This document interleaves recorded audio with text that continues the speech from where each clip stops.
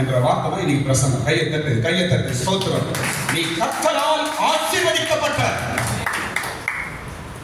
எல்லாம் தட்டுங்க. என்னங்க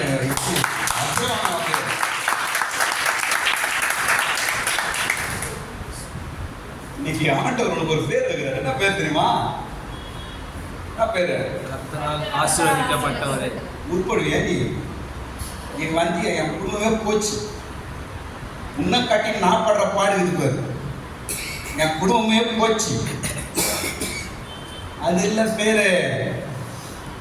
என்ன பேர் தெரியுமா? கர்த்தரால் ஆசீர்வதிக்கப்பட்டவரே, கர்த்தரால் ஆசீர்வதிக்கப்பட்டவரே என்று ஒரு பேர் வைக்கிறார். கையை தட்டி ஸ்தோத்திரம் பண்ணு. இந்த வார்த்தை நடக்குதான். 1000 பேர் உன்னை பற்றி பல காரியங்கள் பேசலாம். இன்றைக்கு ஆண்டவர்களுக்கு ஒரு பேர் வைக்கிறார். உன்னை அழைக்கிறார். ஒரு பேரை வைக்கிறார் தெரியுமா? கர்த்தரால் ஆசீர்வதிக்கப்பட்டவரே. யாருங்க சொன்னது நீ கருத்துறன்னு?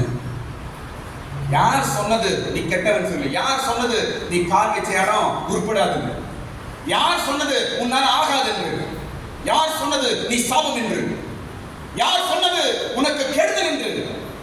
யார் சொன்னது நீ வந்த வீடு விடியாது என்று? யார் சொன்னது? அவையெல்லாம் அபதமாக்கும்படிக்கு இன்றைக்கு ஆண்டவர் பேசுகிறார். நீ கர்த்தரால் ஆசீர்வதிக்கப்பட்டவன். நீ கர்த்தரால் ஆசீர்வதிக்கப்பட்டவன்.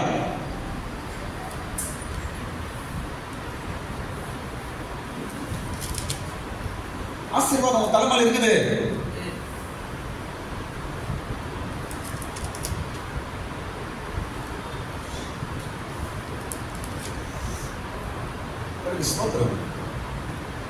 இனி பாருங்க, உங்களை பார்த்து ஜனங்க கூப்பிட போற வார்த்தை எப்படியா இருக்கும்? கர்த்தரால் ஆசீர்வதிக்கப்பட்ட சிஸ்டர், கர்த்தரால் ஆசீர்வதிக்கப்பட்ட பிரதர், கர்த்தரால் ஆசீர்வதிக்கப்பட்டவங்களே என்று சொல்ல போறாங்க பாருங்க. ஆம், நான் கர்த்தரால் ஆசீர்வதிக்கப்பட்டவன். கையை மேல வைத்து, கண்களை மட்டும் கரங்களை மேல வைத்து, தைரியமாக வைத்து. நீ ஆசீர்வதிக்கப்பட்டவன் தான். நீ ஆசீர்வதிக்கப்பட்டவன் தான். யார் சொன்னது? யார் சொன்னது? பட்டு போவோம், உன் வாழ்க்கை போயிடும் என்று யார் சொன்னது? நீ உருப்பட மாட்ட, வளர மாட்டேன்னு யார் சொன்னது? அவைகள் எல்லாம் இனி வரும் காலங்களிலே அபதமாய் மாறப்போகிறது. நீ கர்த்தரால் ஆசீர்வதிக்கப்பட்டவன் தான் என்று ஜாதிகள் சொல்ல போகிறாங்க. நீ கர்த்தரால் ஆசீர்வதிக்கப்பட்டவன் என்று ஜாதிகள் சொல்ல போறாங்க பாருங்க. உன்னை சுற்றி இருக்கிறவர்கள், உன்னோடு இருக்கிறவர்கள், உன்னை பார்த்து கொண்டிருக்கிறவர்கள், உன்னை விரோதிக்கிறவர்கள், உன்னை பகைக்கிறவர்கள் எல்லாரும் வரப்போற நாளிலே சொல்ல போற ஒரே வார்த்தை, நீ கர்த்தரால் ஆசீர்வதிக்கப்பட்டிருக்கிறாய். இது சத்தியம், நடக்க போகிறது. ஆமென். Praise the lord. இத பைபிள்ல எங்க படிக்கிறோம் என்றால் எல்லாம் ஆதியாகமம் புத்தகம் எடுங்க. ஆதியாகமம் 24ஆம் அதிகாரத்துல, ஆதியாகமம் 24ஆம் அதிகாரம் 30ஆம் வசனம் படிக்கும் பொழுது, ஆதியாகமம் 24ஆம் அதிகாரம் 30ஆம் வசனம் படிக்கும் பொழுது, அங்கு ஒரு ஆளு இன்னொரு ஆளை பார்த்து சொல்ற வார்த்தை தான் இது. சொல்ல முடியுங்க. அப்பொழுது அவன், கர்த்தரால் ஆசீர்வதிக்கப்பட்டவரே, உள்ளே வாரும், உள்ளே வாரும், நீர் வெளியே நிற்பானேன், உமக்கு வீடும் ஒட்டகளுக்கு இடமும் ஆயத்தம் பண்ணியிருக்கிறேன் என்றான்.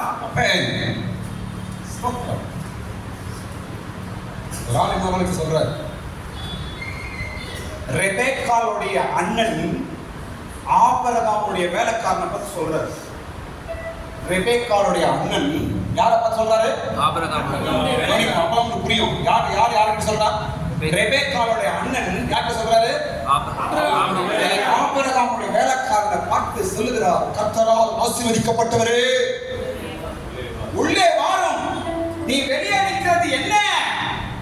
உனக்காக வீடும் ஒட்டங்களுக்கு இடமும் ஆயத்தம் பண்ணப்பட்டிருக்கிறது.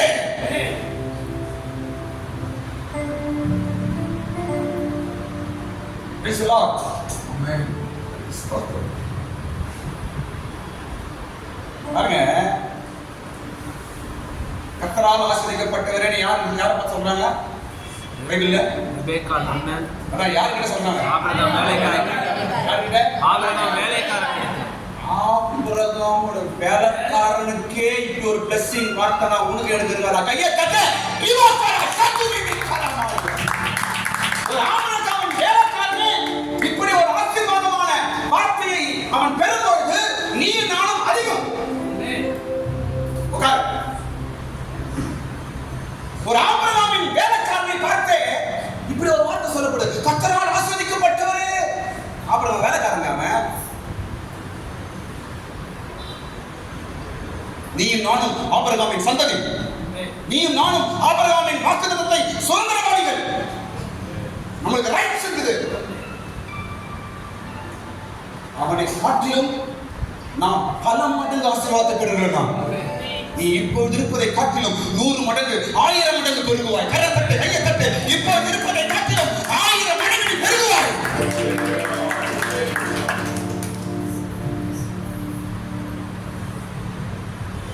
நீ வரப்போற நாள்லாம் பாருங்க, ஒரு blessing பிரசனம் தான்.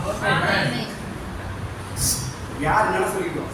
ப்ராஸ்பெக்டி பேசாத என்ன பண்ணுது? நான் முட்டி போடுறோம், நானும் இல்லை தர்றாரு. நான் தெளிவாய் உணர்கிறேன்.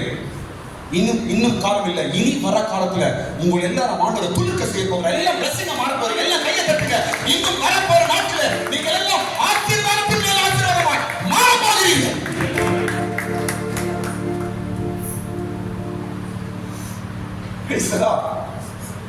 ஆபிரகாம் வேலைக்காரனை பார்த்து இந்த மாதிரி சொல்றாங்க. அப்ப நம்ம யாருங்க? கர்த்தரால் ஆசீர்வதிக்கப்பட்டோம். இப்ப கவனிங்க, இந்த வார்த்தையை அந்த ஆளுக்கு சொன்ன பிற்பாடுதான் அவன் வேலைலாம் நடக்குது. அவன் வேலைக்காரன் வந்திருக்கிறான். ஆபிரகாம் வேலைக்காரன். என்ன வேலைக்காரன் வந்திருக்கான்? ஆபிரகாமோட பிள்ளைக்கு பெண் பார்க்க வந்திருக்கிறார். ஒரு வேலையை வந்திருக்கிறாரு. அந்த வேலை இன்னும் முடியல. அந்த முடியறதுக்கு முன்பாக இப்படி ஒரு வார்த்தை கிடைக்குது அவருக்கு. என்ன வார்த்தை? கர்த்தரால் ஆசீர்வதிக்கப்பட்டவரே உள்ளே வாரம், ஏன் வெளியே நிற்கிறீங்க சொல்றாரு. கவனிங்க, இந்த வார்த்தையை அவருக்கு வந்த பிற்பாடுதான் அவர் வேலை தான் சக்சஸ் ஆக முடியுது. கையை தட்டு, கையை தட்டு. இனிமேல் பாருங்க, இந்த வார்த்தையில ஒரு காரியம் எல்லாம் இனிமேல் தான் சக்சஸா முடிய போகுது. எந்த காரியத்தை நோக்கி நீங்கள் போய் கொண்டிருக்கிறீர்கள்? எந்த பிசினஸ் நோக்கி போய் கொண்டிருக்கிறீர்கள்? எந்த எதிர்பார்ப்பை நோக்கி போய் கொண்டிருக்கிறீர்கள்? எதை கேட்டு நீங்கள் போய் கொண்டிருக்கிறீர்கள்? எதை ஆசை வைத்து போய் கொண்டிருக்கிறீர்கள்? அந்த காரியங்கள் எல்லாம் இனி சக்சஸ் ஆகி முடியும். கையை தட்டு, கரங்களை தட்டு. ஆபிரகாமின் சந்ததியே, நீ ஆசீர்வதிக்கப்பட்டாய்.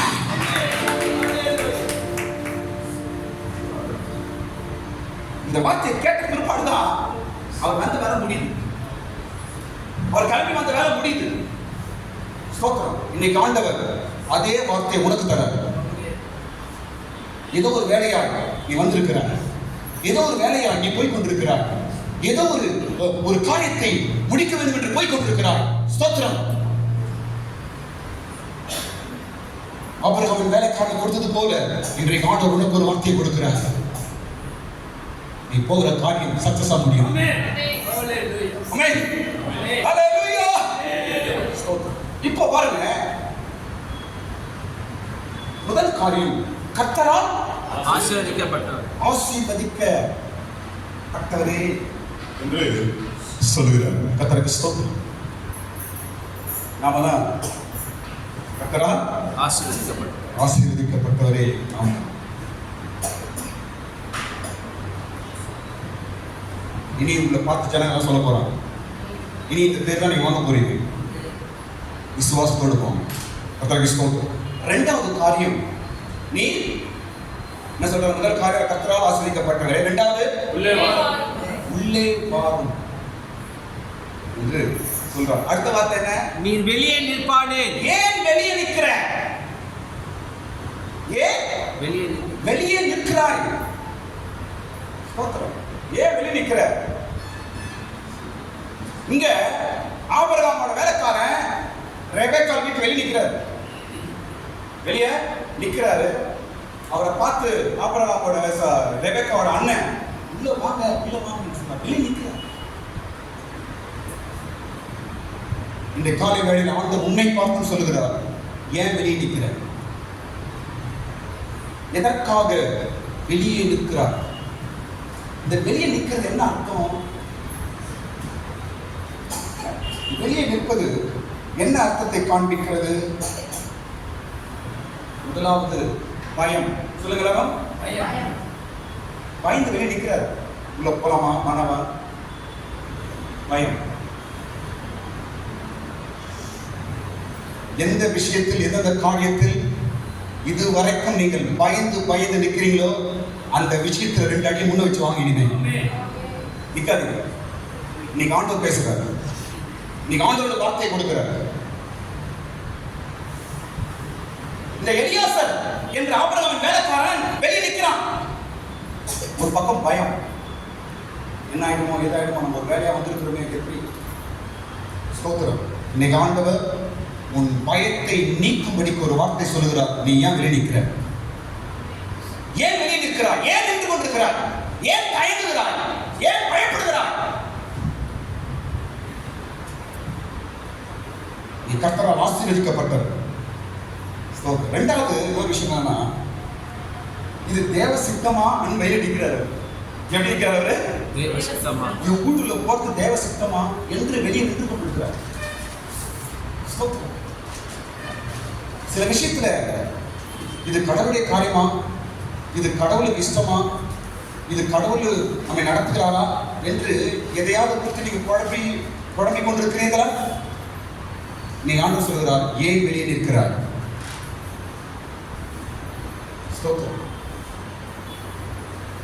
இப்படி வெளியே நின்று கொண்டிருக்கிறவனை பார்த்து கேட்கிறான், நீ வெளியே நிற்பது ஏன்? வெளியே ஏன் நிற்கிறார் என்று சொல்லுகிறார். சொல்லி அவன் என்ன செய்யறப்போ அடுத்த வார்த்தை சொல்ல பண்ணாங்க, உமக்கு வீடும். அது முன்னாடி கர்த்தரால் ஆசீர்வதிக்கப்பட்டவர்களே வெளியே வாருங்கள், உள்ளே வாரும். மூணாவது வார்த்தை என்னங்க? உள்ளே வாரும். இந்த பிரசங்கத்தின் மூலமாய் உங்க எல்லாரும் நான் உள்ளே வாருங்கள் என்று அழைக்கிறேன். உள்ளே வாரும். ராஜகரையா சொல்லிட்டோம், நாங்க வந்துட்டோம் அப்படின்னு சொல்றோம். என்ன சொல்ல ஐயா? வந்துட்டோம். உள்ளே வாரும். உள்ள கூப்பிடுறாரு. ஏன் வெளியே நிற்கிற? உள்ளவா. தேவனுடைய சித்தத்தின், தேவனுடைய பிளான் கிட்டவா. நீ ஆண்டவர் உங்களை அழைக்கிறார். உள்ளவா. நீ ஆசீர்வதிக்கப்பட்டவன், நீ ஆசீர்வதிக்கப்பட்டவன். ஏன் நிற்கிற? ஏன் தயங்குற? ஏன் பயப்படுற? ஏன் சோர்ந்து போற? உள்ளவா. உள்ளே வா. நெருங்கி வா. முன்னடித்து வா. பயப்படாமல் வா. சந்தேகப்படாமல் வா என்று இன்றைக்கு காலையில இயேசு உன்னை முன்னாடி வரும்படி அழைக்கிறார்.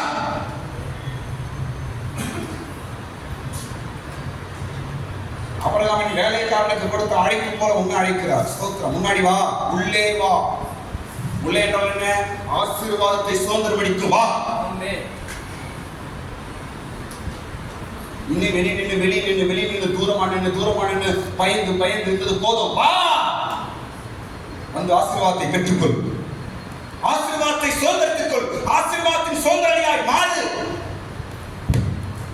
உள்ளே வா என்று சொல்ற. பாருங்க, இப்போ பைபிள்ல 2 ஆளை உள்ள கூப்பிடுறார். பைபிள்ல 2 ஆளை உள்ள அழைக்கிறார். முதல்ல யாருமா? கெட்ட குமாரன். லூக்கா 15ஆம் அதிகாரத்துல பார்க்கிறோம். கெட்ட குமார் அவன் வீட்டு வரைக்கும் வந்து வெளியே நிற்கிறான். வீட்டு வரைக்கும் வந்துட்டு என்ன செய்யறாங்க? வெளியே நிற்கிறான். வெளியே நிற்கிறான். எதுக்கு? அவனுக்கு மனசாட்சி கொடுத்தது. தப்பு பண்ணிட்டு போலாமா வேணாமா என்று வெளியே நிற்கிறான். தகப்பன் வெளியே போய் அவனை உள்ளே அழைத்து வந்தான்.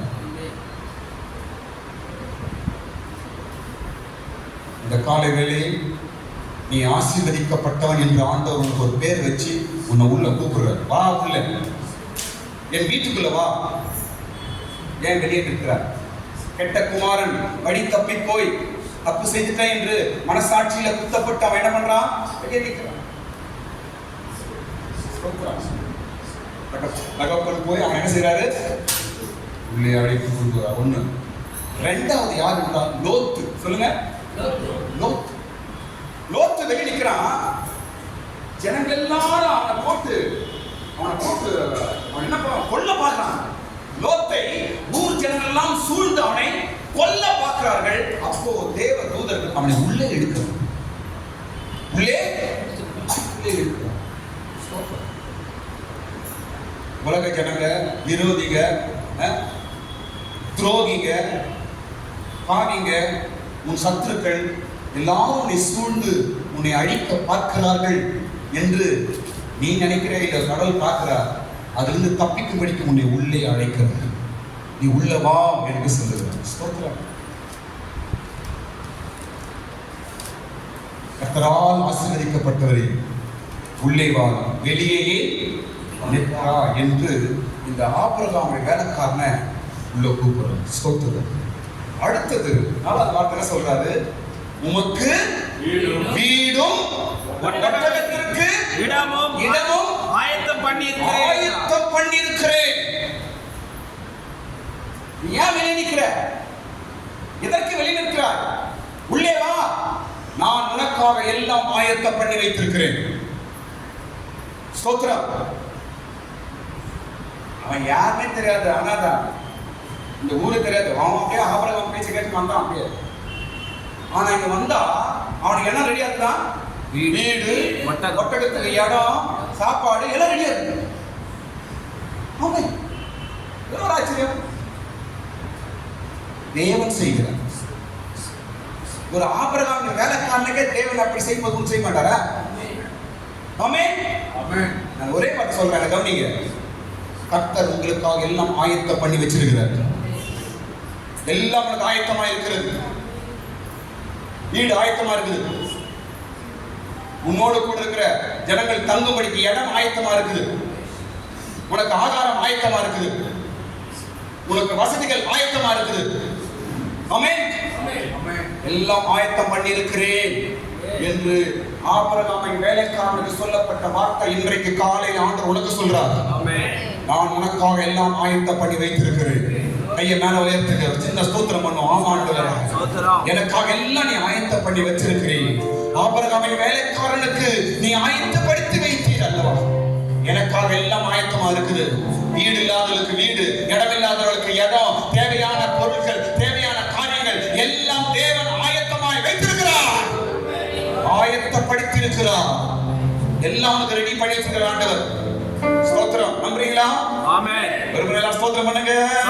ஸ்தோத்திரம் ஆண்டவரே, ஸ்தோத்திரம் ஆண்டவரே. இந்த வார்த்தைக்காக ஸ்தோத்திரம். இந்த வார்த்தையை நம்புற ஆண்டவரே, ஸ்தோத்திரம், ஸ்தோத்திரம், ஸ்தோத்திரம், ஸ்தோத்திரம், ஸ்தோத்திரம். நமக்காக எல்லாம் ஆயத்தம் பண்ணி வைத்திருக்கு. எல்லாம் ரெடியா இருக்குங்க. அதனால தான் ஆண்டவர் சொல்றாரு. அதனால தான் என்ன பேரு? கர்த்தரால் ஆசீர்வதிக்கப்பட்டவன் என்று பேர். போய் வைக்கல, சும்மா வைக்கல, எல்லாம் ரெடி பண்ணி வச்சுதான் பேர் வைக்கிறார். ஆமென். காலையில உன்னையும் கூட ஆண்டவர் நீ ஆசீர்வதிக்கப்பட்டவன், ஆசீர்வதிக்கப்பட்டவன் என்று தைரியமா உனக்கு ஒரு பேரை கொடுக்கிறார். ஏன் தெரியுமா? எல்லாம் ரெடி. எல்லாம் தான் ரெடியா பண்ணியிருக்காரு. கவலைப்படாத. ஸ்தோத்திரம். எல்லாம் ரெடி பண்ணி வச்சிருக்கிறார். உன் தேவைகள் என்ன? உன் எதிர்பார்ப்பு என்ன? உனக்கு என்ன வேணும்? உன் குடும்பத்துக்கு என்ன வேணும்? பிள்ளைகளுக்கு என்ன வேணும்? என்னென்ன காரியங்கள் என்று ஆண்டவர் எல்லாம் ஆயத்தம் பண்ணி வைத்திருக்கிறார். ஆகாரம் ஆயத்தம் பண்ணி வச்சிருக்கிறார். உன் பிள்ளைங்களுக்கு தங்க இடம், உனக்கு வீடு எல்லாம் ஆயத்தம் பண்ணி வச்சிருக்கிறார். ஸ்தோத்திரம். சீக்கிரத்தில் அதை நீங்கள் பெற போகிறீர்கள். சீக்கிரத்தில் அது உங்களுக்கு வரப்போகுது. சீக்கிரத்தில் அது உங்க கைக்கு வரப்போகுது. சீக்கிரத்தில் அதை நீங்க சோதரிப்பீர்களா? கையை தட்டி ஸ்தோத்திரம் பண்ணுங்க எல்லாரும். சீக்கிரத்தில் அவை எல்லாம் உங்களுக்கு சுதந்திரமாய் மாறட்டும். ஆசீர்வதிக்கப்பட்டவரே, உள்ளேவார் எல்லாம் உங்களுக்கு ஆயத்தப்படுது. ஹரிஷ் உள்ள வந்தாச்சு. அங்க ரெபேக்கா வீட்டுக்குள்ள கூப்பிட்டாங்க. ஆனா இங்க ஏசன் கூப்பிட்டு ஹரிஷ் கூப்பிட்டு கர்த்தரால் ஆசீர்வதிக்கப்பட்டவரே ஹரிஷ் உள்ள ஏன் வெளியே நிற்கிறார்? ஆனா உள்ள ஒரு அம்மா வெளியே போயிடுச்சு. இன்னைக்கு பாரு அம்மா வெளியே போயிடுச்சு. ஸ்தோத்திரம்.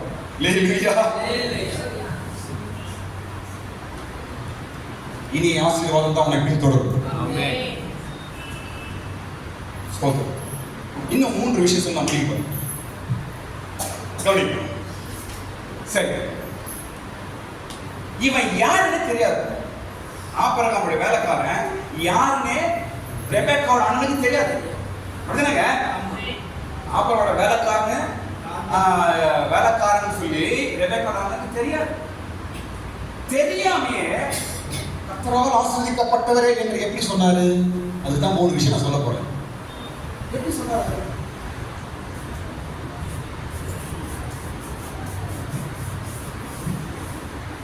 மூன்று காரியம். எப்படி சொன்னார்? கர்த்தரால் ஆசீர்வதிக்கப்பட்டவர் உள்ள பாருங்க, எல்லாம் ஆயத்தமா வச்சிருக்கிற வாங்க உள்ள. ஏன் வெளிய நிக்கிறீங்க? ஏன் பயந்து நிக்கிறீங்க? ஏன் சந்தேகத்தோடு நிக்கிறீங்க? தைரியமா உள்ள வாங்க, உங்களுக்காக எல்லாம் ஆயத்தமா இருக்கிறது. அன்றைக்கு சொன்ன அதே வார்த்தை இந்த காலைவேளை இன்றைக்கு இந்த ஹாலில் துணித்துக் கொண்டிருக்கிறது. அதே வார்த்தை உன்னை அழைத்துக் கொண்டிருக்கிறது. எலியாசருக்கு சொன்ன அதே வார்த்தை உனக்கும் ஆசீர்வாதத்தின் வார்த்தை அவனை நோக்கி வந்து கொண்டிருக்கிறது. எல்லாம் ஆயத்தம். அவ்வளவுதான். கர்த்தர் எனக்கு எல்லாமே ஆயத்தப்படுத்தி இருக்கிறார். சிஸ்டர் தைரியமா சொல்லுங்க. நீங்க உங்க குடும்பத்தில் உங்க பிள்ளைக்காக, உங்க பிள்ளைகளுக்காக, உங்க எதிர்காலத்துக்காக, வீட்டுக்காக கர்த்தர் எல்லாமே எனக்கு ஆயத்தமா வச்சிருக்கிறார். சிஸ்டர் சொல்லுங்க பாப்பா, கையை மேல வச்சுருங்க. நீங்க சொல்றத பார்த்தா தெரிஞ்சு அப்படி இருக்குதா? கையை மேல உயர்த்து. கர்த்தர் எனக்கு எல்லாமே ஆயத்தமாய் வைத்திருக்கிறார். சொல்லுங்க, மறுபடியும் சொல்லுங்க.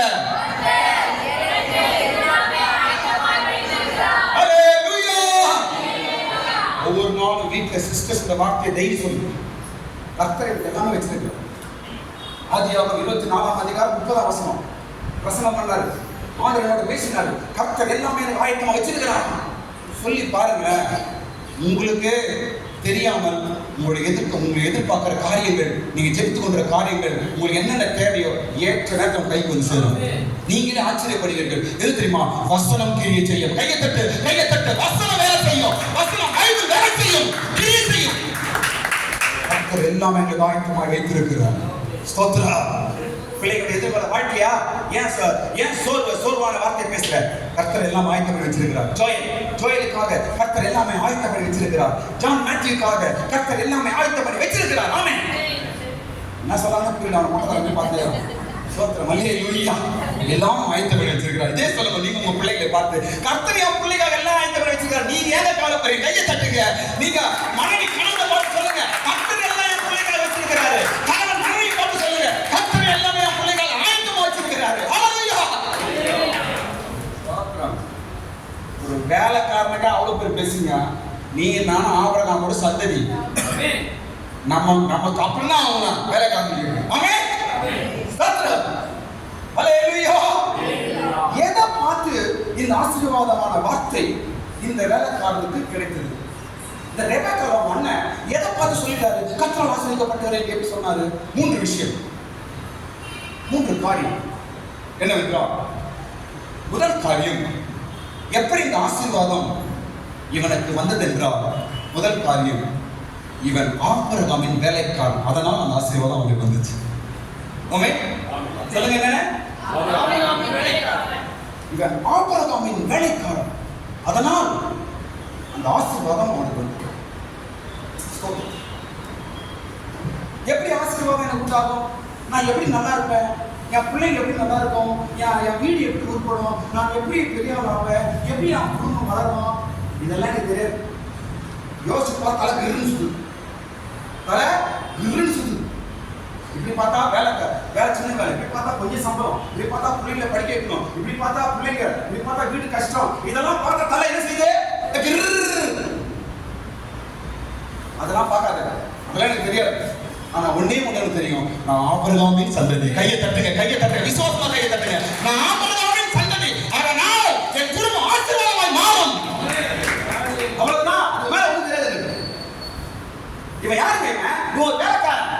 எதுக்கோ வந்திருக்கிறான். ஆபிரகாமே அங்க போயிட்டு வர அண்ணா வந்தான். அவ்வளவுதான். இவனுக்கு இவன் யாருன்னே தெரியாது. ஆனா இவன் வாயில என்ன வருது? கர்த்தரால் ஆசீர்வதிக்கப்பட்டவரே. இவனுக்கு தெரியாம அவன் பிரஸ் பண்றான். இவனுக்கு தெரியாம அவன் யாருக்கு தெரியாம வாயில சொல்றான். எப்படி இந்த ஆசீர்வாதம் உண்டாகும்?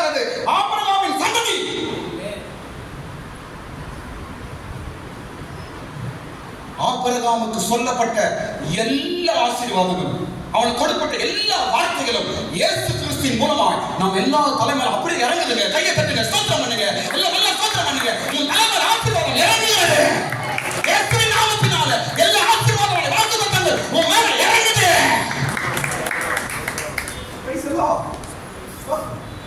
பாருங்க, இவன் ஆபிரகாமின் வேலைக்காரன்றதுனால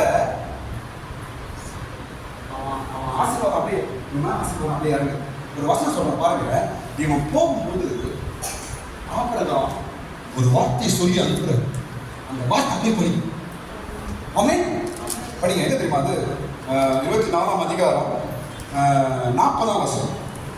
24ஆம் அதிகாரம் ஆதியாகமம் 40ஆம் வசனம். முடிச்சுக்கலாம் சீக்கிரம். அவர் நான் வழிபடும் கர்த்தர் உன்னோடு நம்முடைய தூதனை அனுப்பி உன் பிரயாணத்தை வாய்க்க பண்ணுவார். என் இனத்தாரிடத்திலும் பாருங்க, எனக்கு வேலைக்காரனை அனுப்புறாரு. ஒண்ணு பார்க்க சொல்லி வேலைக்காரனை அனுப்புறாரு. அப்போ ஒரு ஜெபம் பண்ணி ஒரு வார்த்தை சொல்லி அனுப்புறாரு. என்ன சொல்றார்? நான் சேவிக்கும் என் தேவன் கர்த்தர் அவருடைய தூதனை உன்னோடு கூட அனுப்பி உன் பிரயாணத்தை வாய்க்க பண்ணுவார். இந்த வார்த்தை இங்கே நமக்கு பிரசங்கமாச்சு. ஆமென். ஆபிரகாம் ஒரு வார்த்தை சொல்லி அனுப்பிச்சாங்க. அது என்னவா மாறிச்சுங்க? அவனுக்கு ஆசீர்வாதமா மாறிச்சு. அப்படியே அப்ப அவன் கூட யார் வந்திருக்கிறா? தூதன் வந்திருக்கிறா. ஆமென். இப்ப யாரோ எப்படியோ, வேலைக்காரன் யாரோ எப்படியோ, அதுதான் விஷயம். அவன் போய் சொல்றானோ நல்லவனோ கெட்டவனோ அதெல்லாம் ரெண்டாவது விஷயம். ஆனால் ஒன்றே ஒன்று, அவன் ஆபிரகாமின் சொல்லை கேட்டு வந்தான். ஆபிரகாமின் வாக்குத்தத்த ஆசீர்வாதம் அப்படியே பலிச்சிச்சான். ஆமென். இந்த பாருங்க, நாமும் கூட வார்த்தையை சொல்லிதான் அனுப்பப்பட்டிருக்கிறோம். எல்லாரும் கவனிங்க, வார்த்தையை சொல்லிதான் அனுப்பப்பட்டிருக்கிறோம். ஆபிரகாம் என்பவர் நம்முடைய இயேசு. ஆபிரகாம் யாருங்க? நம்ம இயேசு. இந்த ரட்சிப்புக்குள்ள வரும்போது உனக்கு ஒரு வார்த்தை சொல்லி அனுப்பிச்சிருக்கிறார், போ என்று. போறீங்க. ஆமென். ஒரு நாள் அந்த வார்த்தை அப்படியே பலிக்கும் வாழ்க்கை. எந்த வார்த்தை வாக்குத்தத்தம் கடவுள் உங்களுக்கு சொல்லி அனுப்புறாரோ அந்த வார்த்தை உங்க வாழ்க்கையில் அப்படியே பலிக்கும். நம்புறீங்களா? ஆமென். 2024ல ஆபிரகாமிய இயேசு என்ன வார்த்தை உனக்கு சொல்லி அனுப்பிச்சிருக்கிறார்? இந்த வருஷம் முடியறதுக்குள்ள அந்த வாக்குத்தத்தம் அப்படியே பலிக்கட்டும். கையை தட்டு, கையை தட்டு. அப்படியே பலிக்கட்டும். அவர் சொன்ன வார்த்தைகள் அப்படியே பலிக்கட்டும். அப்படியே நடக்கட்டும். நீ தைரியமா போ. நான் ஆராதிக்கிற என் கடவுள் அவருடைய தூதனை உன் கூட அனுப்பி உன் பிரயாணத்தை வாய்க்க பண்ணுவார். அப்படியே நடக்கும். இவன் ஆபிரகாமின் ஊழியக்காரனாய் வேலைக்காரனாய் இருந்ததுனால இந்த பிளஸிங் அவன் வந்துச்சு. ஸ்தோத்திரம். ஆபிரகாமின் சந்ததியே, ஆபிரகாமின் சந்ததியே, ஆசீர்வதிக்கப்பட்டவர்களே, என்ன வாக்கு கொடுத்து உன்னை அனுப்பினார்? எந்த வார்த்தையை நம்பி நீ போய் கொண்டிருக்கிறீர்களோ, எந்த வார்த்தையை நம்பி நீ ஒவ்வொரு நாளும் வாழ்க்கை செய்து கொண்டிருக்கிறாயோ, அந்த வார்த்தை அது சாதாரண வார்த்தை இல்லை, அது ஆபிரகாமின் வார்த்தை. அது ஆபிரகாமின் வார்த்தை அப்படியே உனக்கு பலிக்கும், நடக்கும். ஆபிரகாம் கடவுள் யாருன்னு தெரியாது. இவன் அவரை கும்பிடுனானா தெரியல, ஒண்ணுமே தெரியல. அவன் தெரிஞ்ச ஒண்ணே ஒண்ணு, என் எஜமானி என்ன அனுப்பினார், அவ்வளவுதான். என் எஜமானி என்ன அனுப்பினார், அவ்வளவுதான். வேற ஒண்ணு எனக்கு தெரியாது. நம்பினான், ஆசீர்வதிக்கப்பட்டவனாய் மாறினான்.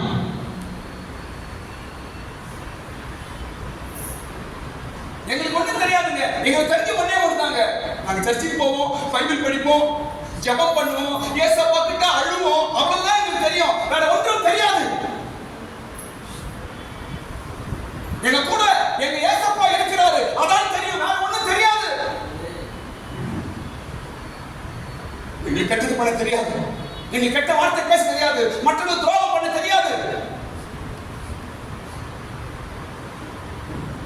என்று உன் பாதையில் நீ போய்கொண்டே இருக்கிறாயா? உன் சூழ்நிலை எப்படியோ அது இருக்கட்டும், ஆனால் ஆபிரகாம் உனக்கு சொன்ன வார்த்தை பலிக்கும். இரண்டாவது விஷயம், எப்படி இந்த ஆசீர்வாதத்தை பெற்றான் என்றால் பாருங்க, எப்படி அந்த ஆசீர்வாதத்தை பெற்றான், இவன் வாயில எப்படி ஆசீர்வாதமான வார்த்தை அவனுக்கு வந்துச்சு என்றால் ரெபெக்காளை பார்த்ததினால் இவன் ஆசீர்வதிக்கப்பட்டான். ரெபெக்காளோட அண்ணன் ரெபெக்காளை பார்த்ததுனால இந்த வேலைக்காரன் என்ன பண்றான்? இப்போ ஆசீர்வதிக்கப்படுகிறான். நல்லா புரிஞ்சுக்கணும். இவனை பார்க்கல, ரெபெக்காளோட அண்ணன் யாரை பார்க்கறான்? ஃபர்ஸ்ட் ரெபெக்காளை தான் பார்க்கறான். அப்படிதானே? ரெபெக்காள் வீட்டுக்கு வந்து சொல்றா, யார்கிட்ட? அவன் அண்ணன் கிட்ட சொல்றான். ரெபெக்காளை பார்த்ததினால் வேலைக்காரன் ஆசீர்வதிக்கப்பட்டவனாய் மாறி. எப்படி இது? ரெபெக்காள் என்ன பார்த்தாரு? காது. 3 காரியங்கள். எத்தனை காரியம்? 3 காரியம். 1 காது, கம்பளை பார்த்தாரு, கையில வலையில பார்த்தாரு. 3வது அவள் சொல்றதை கேட்டார். சொல்லுங்க, 3 காரியம் சொல்லுங்க. காது, 2வது வலை, 3வது சொல்ற வார்த்தை. ரெபெக்காள் சொல்றத இந்த 3த்தையும் பார்த்தோன்னே இவனுக்கு என்ன செய்யுங்க? கர்த்தரால் ஆசீர்வதிக்கப்பட்டவரே என்று சொல்றான். ஸ்தோத்திரம். நீங்க தான் ரெபெக்காள். ஸ்தோத்திரம். உங்க மூலமாய் உங்களுடைய பிள்ளைகள் எல்லாம் இந்த ஆசீர்வாதத்தை சுதந்திரிப்பாங்க. உங்க மூலமாய் எப்படி ரெபெக்காள் மூலமாய் இந்த வேலைக்காரன் ஆசீர்வதிக்கப்பட்டானோ அதே போல உங்க மூலமாய் உங்களை பார்க்கிறவர்கள் உங்களுடைய பிள்ளைகளும் ஆசீர்வதிக்கப்பட்டிருக்காங்க உங்க மூலமாய். ஆமென். முதலாவது கம்பளை பார்க்கிறார். காலில் கம்பல் பார்க்க காதலி என்னத்தை காட்டுகிறது? வந்து மனப்பூர்வம், மனப்பூர்வமான அடிமை என்று அர்த்தம். சொல்லுங்க, சொல்லுங்க.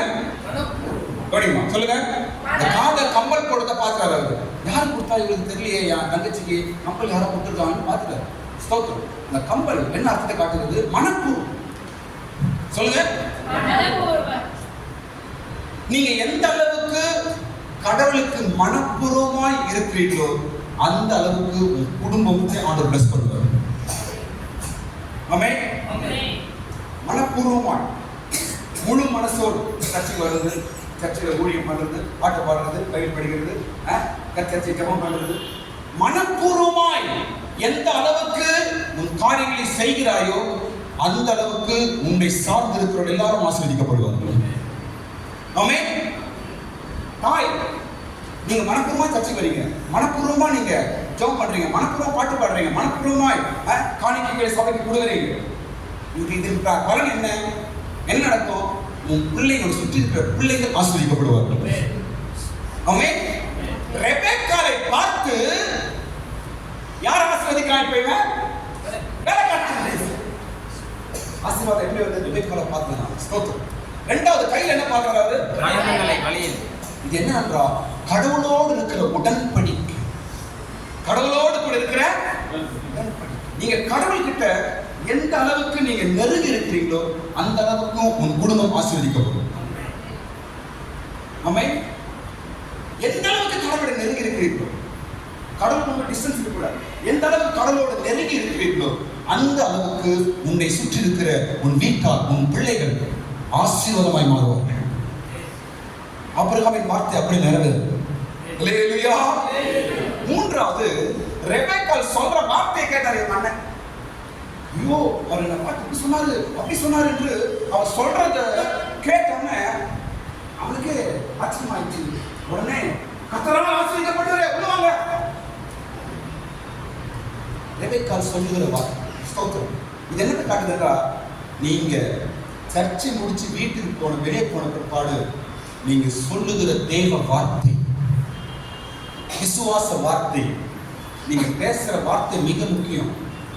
ஸ்தோத்திரம்.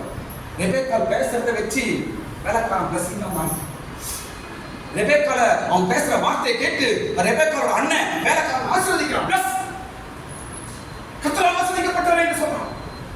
ஸ்தோத்திரம். பேசுற வார்த்தை ஒவ்வொரு நாளும் நீங்கள் விசுவாசமான வார்த்தைகளை நீங்கள் பேசுகிறீர்கள் என்றால் உங்களை சுற்றி இருக்கிற குடும்பங்கள் ஆசீர்வாதமாய் மாறும். கையை தட்டுங்க, கரங்களை தட்டுங்க. ஆமென். உங்களுடைய வார்த்தைகள் மிக முக்கியம். ரெபெக்காள் பேசின வார்த்தை அவன் அண்ணனுக்கு ஆச்சரியமா இருந்தது.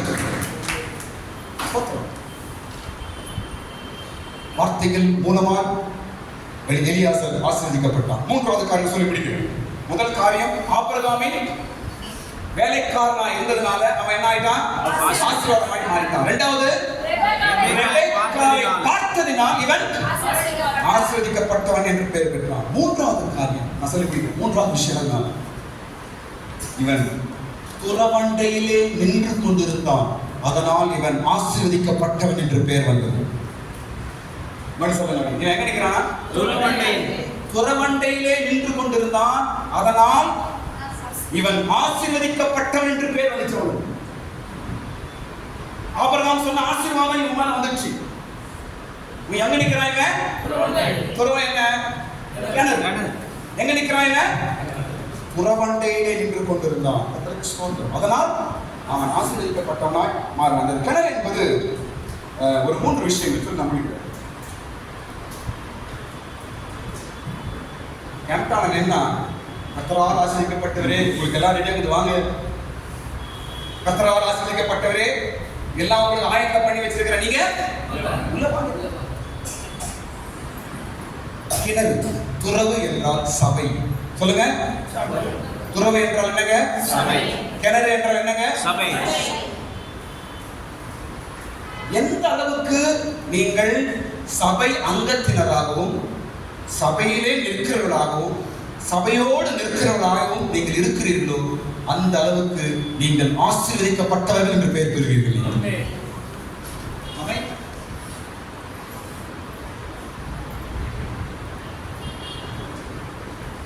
வேலைக்காரன் புறவண்டியில் நின்று கொண்டிருக்கிறான். நிற்கிற இடம் சபை. நல்லதானாலும் கெட்டதானாலும் சபை. ஆமென். சபையின் ஐக்கியத்தை விட்டுறக்கூடாது. சபையின் ஐக்கியத்தை நெருக்கமா இருக்க வேண்டும். நீ நிற்கிற இடம் சபையா இருக்கும். எந்த சூழ்நிலையும் சபைக்கு ஸ்தோத்திரம். இரண்டாவது இந்த காரியம் துறவு என்று இரண்டாவது தெரியுமா? ஜபம். சொல்லுங்க. இவன் என்ன பண்றான் தெரியுமா? அந்த துறவண்ட கிணத்துக்கிட்ட போய் நின்று ஜபம் பண்றான். படிங்க, அவசரம் படிங்க. இந்த வேலைக்காரன் வந்துட்டு அங்க ஜபம் பண்றாங்க. 42 அவசரம் படிங்க. அப்படியே நான் இன்று துறவண்டையிலே வந்து என் எஜமானாகிய ஆபிரகாமின் தேவனாகிய கர்த்தரே, என் பிரயாணத்தை நீர் இப்பொழுது வாய்க்க பண்ணுவீரானால் இதோ நான் தண்ணீர் துறவண்டையிலே நிற்கிறேன். போதும். இந்த கிணத்துக்கிட்ட வந்து நின்று என்ன பண்றாங்க? ஜெபம். என்ன பண்றாங்க சொல்லுங்க? ஜெபம். அதனால் அவன் ஆசீர்வதிக்கப்பட்டவன் என்று பெயர் பெற்றான். ஜெபம். இன்னைக்கு ஜெபம் பண்றான். அதாவது சபை ஐக்கியம். இரண்டாவது ஜெபம். எல்லாவற்றுக்கும் ஜெபம் முக்கியம். ஜெபத்தை விட்டுறாதீங்க. எந்த அளவுக்கு நீங்கள் ஆண்டவரிடத்தில் உங்க காரியங்களுக்காக நீங்க வேண்டல் பண்றீங்களோ, எந்த அளவுக்கு ஜெபம் பண்றீங்களோ, அந்த அளவுக்கு பைபிளில் சொல்லப்பட்ட ஆசீர்வாதங்கள் எல்லாம் உங்க மேல வந்து அப்படியே பலிக்கும். நீங்கள் ஆசீர்வதிக்கப்பட்டவர்களாய் மாறுவீர்கள். அல்லேலூயா. இன்னொரு காரியம் பாருங்க, இன்னொரு காரியம். வேலைக்கான ரெபெக்கா வீட்டுக்கு போல. ரெபெக்கா அண்ணனா கிணத்துக்கிட்ட வந்து கூப்பிடுறான். நான் சொல்றீங்களா? எங்க போய் கூப்பிடுறான்? கிணத்தண்டையில துறவண்டையில போய் நின்று கூப்பிடுறான். அவன் அங்கே நிற்கிறான். எங்க வசனத்துல 29 வசனத்தை படிச்சு பாருங்க. இவன் எங்க இருக்கிறான்? அங்கே நிற்கிறான். துறவண்டையில நின்று கொண்டிருந்தான். அவனை தேடி யார் வந்தது? ரெபெக்காவோட அண்ணன் தேடி வரான். கர்த்தரால் ஆசீர்வதிக்கப்பட்டாரே, வாங்க என்று கூப்பிடும்படிக்கு வருகிறான். ஸ்தோத்திரம். நான் சொல்றேன், கவனிங்க. நீங்கள் சபையின் ஐக்கியத்திலும் ஜெபத்திலும் நீங்கள் நிற்கும் பொழுது எல்லா மனுஷரும் உங்களை தேடி வருவார்கள். இதுதான் சீக்கிரம். இவன் ஒரு வேலைக்காரங்க வரானா வந்துட போனான். ஆனால் வேலைக்காரன் தேடி போனானா வேலைக்காரனை தேடி வந்தாங்களா? வேலைக்காரன் தேடி வந்தாங்க. நான் ஜெபம்.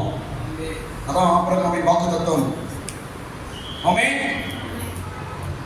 கர்த்தரால் ஆசீர்வதிக்கப்பட்டவரே, எதுக்கு பெயர் பெற்றான்? ஜெபிச்சு அங்கே இருந்தான், துறவண்டையில் நின்றான். அதனால் இந்த பெயரை பெற்றான். கர்த்தருக்கு ஸ்தோத்திரம். நீங்களும் கூட நிற்க வேண்டிய இடத்துல நில்லுங்க. சபையை விட்டுறாதீங்க, ஜெபத்தை விட்டுறாதீங்க, சபையின் ஐக்கியத்தை விட்டுறாதீங்க, சபை கூடுதலை விட்டுறாதீங்க. எந்த சூழ்நிலையும் சர்ச், சபை, ஆராதனை இதிலெல்லாம் நீ கருத்தா இருக்கிறீர்கள் என்றால் என்ன உங்களை தேடி வரும். இதான் சீக்கிரம். இதை நம்ம விட்டுறோம். நம்ம சர்ச்சை விட்டு வேற என்ன தேடி போறது, சர்ச்சை விட்டு எங்க மனசுல போறது, சர்ச்சை விட்டு அங்க போனா என்ன போவோம், எல்லாம் ஒன்று தான் போகும். எல்லாம் உன்னை தேடி வர வேண்டும் என்றால் நீ சபையிலே நில்லு, எங்கு போவார். ஆராதனை கூட்டங்களிலே நீ சரியா நில்லு. எல்லா மனுஷரா இருக்கட்டும், ஆசீர்வாதமா இருக்கட்டும், பணமா இருக்கட்டும், எல்லாம் உன்னை தேடி வரும்படி ஆண்டவர் செய்வார். ஆமென். விசுவாசிக்கிறீங்களா? ஆமென். கரங்களை தட்டி ஸ்தோத்திரம் பண்ணுங்க. முடிக்கலாம் நாம. ஹalleluya. ஸ்தோத்திரம். ஸ்தோத்திரம், ஸ்தோத்திரம், ஸ்தோத்திரம், ஸ்தோத்திரம். கர்த்தரால் ஆசீர்வதிக்கப்பட்டவரே, உள்ளே வாரும். நீ வெளியே நிற்பது ஏன்? உங்களுக்காக, உனக்காக வீடும் ஒட்டகத்திற்கு இடமும் ஆயத்தமாயிருக்கிறது என்று சொல்லி அழைத்தான். அந்த அழைப்பின் வசனம் தான் இன்றைக்கு ஆண்டவர் உங்கள் ஒவ்வொருவரும் கொடுக்கிறார். நான் கர்த்தரால் ஆசீர்வதிக்கப்பட்டவன். குறைகளோட இந்த வார்த்தை உள்ளே சொல்லுங்க, வெளியே சொல்ல, உள்ளே சொல்லுங்க. நான் கர்த்தரால் ஆசீர்வதிக்கப்பட்டவன். குறைவா இருக்கட்டும், பிரச்சனையா இருக்கட்டும், பணம் இல்லை, வீட்டில் பொருள் இல்லை, எனக்கு ஒரு கடன் பிரச்சனை, எந்த சூழ்நிலை நீ நின்னாலும் நீ சொல்ல வேண்டிய வார்த்தை இதுதான். இதை விட்டு வேற வார்த்தையை பேசாத. நான் கர்த்தரால் ஆசீர்வதிக்கப்பட்டேன். வெளியே சொன்னா வெக்கமா இருந்தா உள்ளே சொல்லு. நான் கர்த்தரால் ஆசீர்வதிக்கப்பட்டேன். காலையில சொல்லு. பிரச்சனையா? கர்த்தரால் ஆசீர்வதிக்கப்பட்டேன். பணம் இல்லையா? நான் கர்த்தரால் ஆசீர்வதிக்கப்பட்டேன். இந்த வார்த்தையை சொல்லு. ஸ்தோத்திரம். உனக்கு பின்னாடி ஆபிரகாம் நிற்கிறார். ஒரு உன்னுடைய வாக்குத்தத்தத்தை சொல்லி அனுப்பினது ஆபிரகாம் தான். ஆபிரகாம் உன்னை அனுப்பியிருக்கிறார். அவர் சொன்ன வார்த்தை உன் மேல இருக்குது. ஏற்ற நேரத்தில் உனக்கு பலிக்கும். உள்ளே வாருங்கள். எல்லாம் ஆயத்தமா இருக்கு. எல்லாம் ஆயத்தமா இருக்கு. அவன் யாருன்னு தெரியாம ரெடி பண்ணி வச்சாங்க. அவன் யாருன்னு தெரியாது, ஆனா எல்லாம் ரெடி பண்ணி வச்சுவாங்க. ஸ்தோத்திரம். இதேதான் நாமும் விசுவாசிக்கிறோம். கர்த்தர் எல்லாமே ஆயத்தம் பண்ணி வச்சிருக்காரு. ஸ்தோத்திரம். சர்ச்சை ஆராதிக்க இடையிலேயே நாங்கப்பட்ட பாடுகிறது ஒரு வருஷமா. ஸ்தோத்திரம். இங்க தேர்றோம், அங்க தேர்றோம், அங்க தேர்றோம், அங்க தேர்றோம், எவனும் கொடுக்க மாட்டான். ஆனால் இது கர்த்தரால் ஆயத்தம் பண்ணப்பட்டு, இது கர்த்தரால் ஆயத்தம் பண்ணப்பட்ட இடம். எவ்வளவு பிரியா ஆராதிக்கிறோம், ஒரு அருமையா ஆராதிக்கிறோம், தேவ பிரசன்னத்தில் ஆராதிக்கிறோம். ஸ்தோத்திரம். ஆமென். அதே போலதான் உங்களுக்கும் ஏதோ ஒரு விஷயம், காரியம் உங்களுக்கு கர்த்தர் ஆயத்தம் பண்ணி வச்சிருக்கிறாரு. ரெடியா இருக்குது. சீக்கிரத்தில் உங்க கண்ணில் பார்ப்பீங்க. நீங்க எல்லாரும் கண்களை கொடுங்க. ஜாம் பண்ண எல்லாரும் கண்களை கொடுங்க. சீக்கிரத்தில் உங்க கண்களை பார்க்க போறீங்க. சீக்கிரத்தில் அந்த ஆசீர்வாதத்தை உன் கண்களை நான் பார்க்க